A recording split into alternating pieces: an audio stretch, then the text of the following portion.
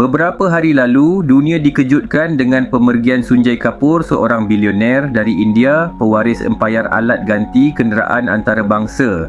Bukan kerana bara, bukan kerana sakit tua, bukan kerana kemalangan ngeri, tetapi kerana seekor lebah.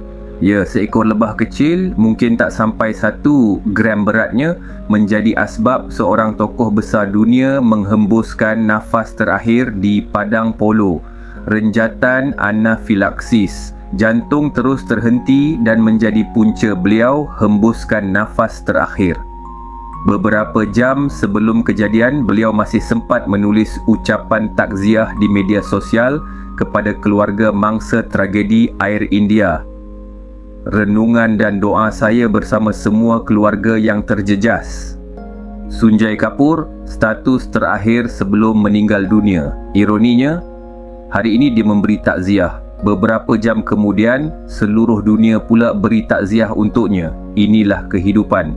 Hari ini kita di padang polo, esok mungkin kita di liang lahat. Mati tidak bertanya, anak engkau dah habis sekolah ke? Bisnes kau dah capai target ke?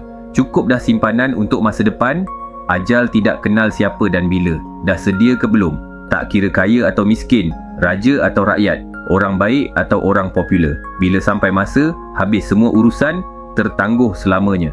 Berapa ramai hari ini terlalu sibuk kejar dunia, tapi lupa dunia ini hanya tempat singgah, bukan tempat tinggal. Kita diuji, kita diperhati. Apa yang kita buat saat tiada kamera, tiada pujian, tiada sanjungan, kita nampak orang itu gah.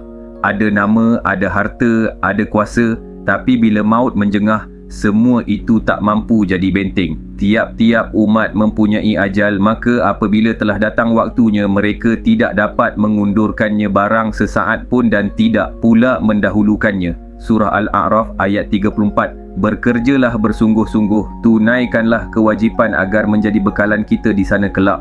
Dan bila tiba giliran kita nanti, moga saat itu kita pergi dalam keadaan paling mulia, husnul khatimah, dengan hati yang kembali kepada Allah, bukan tangan penuh dunia, tapi jiwa yang tenang dan reda.